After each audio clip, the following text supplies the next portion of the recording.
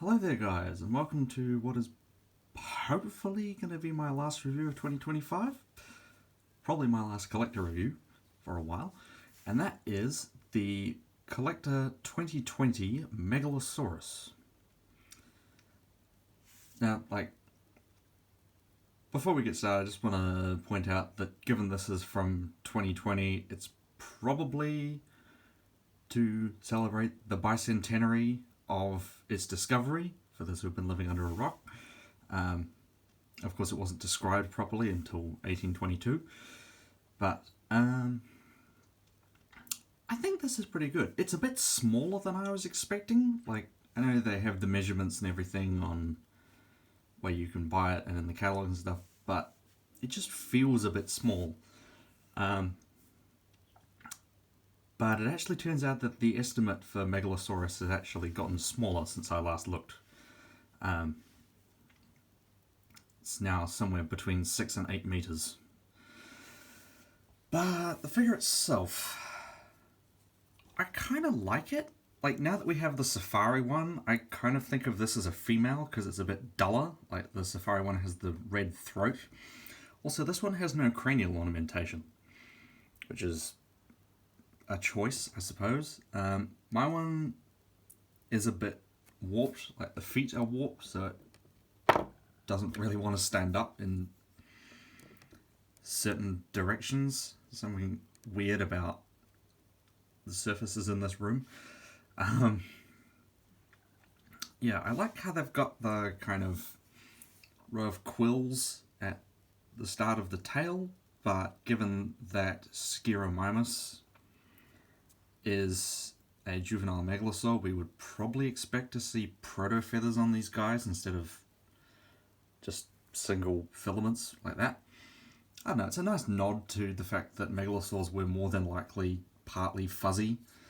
I think because it's so small, the detail can get a little bit lost. Like, from a certain distance, the lips sort of disappear, especially with the darker muzzle. Yeah, the colours are definitely one of the reasons why, compared with the Safari one, I'd consider this a female. Because it is quite saturated. Even the obvious display structure is quite saturated. It does actually have an ear, which is quite neat. And the scale detail on this is amazing for this size. This is about 16 centimeters long. Come on, focus.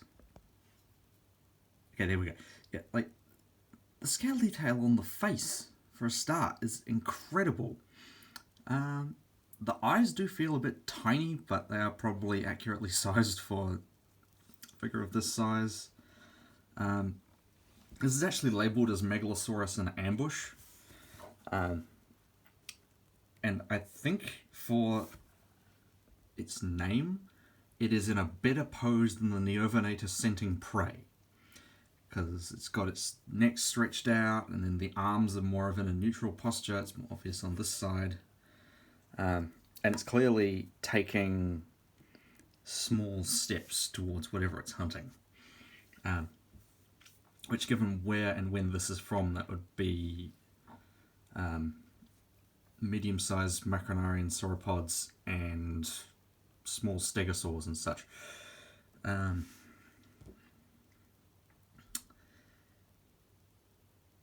Yeah, like sculpting is incredible, especially like the way the muscles and the skin is folding around the limbs. I think they could have gotten away with making this not 160 scale, because I know CollectA does like to do 160 scale a lot, but it just feels kind of small. And I'm not actually going to use it for its original intended purpose, because I am going to be getting something a lot better than this for that role. But I've already used it, and it is going to have a couple of decent appearances.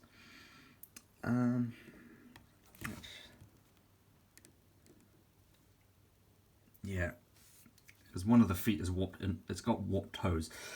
It doesn't want to stand at certain angles. So for some size comparisons, a couple of CollectA minis. So there's the Kentrosaurus, which could be the unnamed Stegosaurid that lived alongside, and a couple of British animals. We've got the CollectA Mini Baryonyx and the Safari Iguanodon. Now this is 1/60 scale, so I think these are in scale with one another, but it just feels kind of small,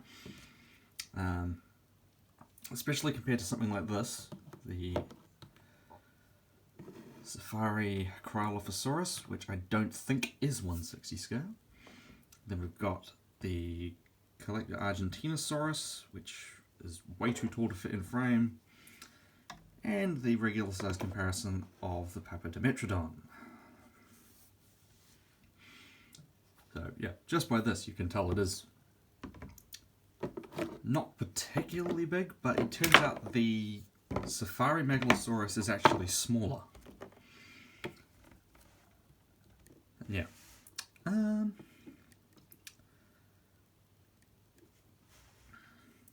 Yeah, I reckon this is quite good. Like, if you were doing something in 1/40 scale, this could be a juvenile Torvosaurus. I think I'm going to be using it as a Marshosaurus in my next documentary, because that is a megalosaur. And as I said, it's already had a minor role in Reborn Kingdom already. Jeez. So yeah, sculpting is amazing. The pose is really good. I think the only issue I have against it is the lack of proto feathers. And its size, I guess. So, but honestly, I'm going to give this a 5 out of 5. And I can't remember the last time I gave something a 5 out of 5. Right, yeah. That's all for now. Hopefully there'll be a Papo unboxing and review later this year, but that depends on a number of things. There will probably be another CollectA unboxing at some point, probably not till next year though. So it's highly possible that this is going to be the last review for 2025. So if it is, then thank you all for watching, and I'll see you next time.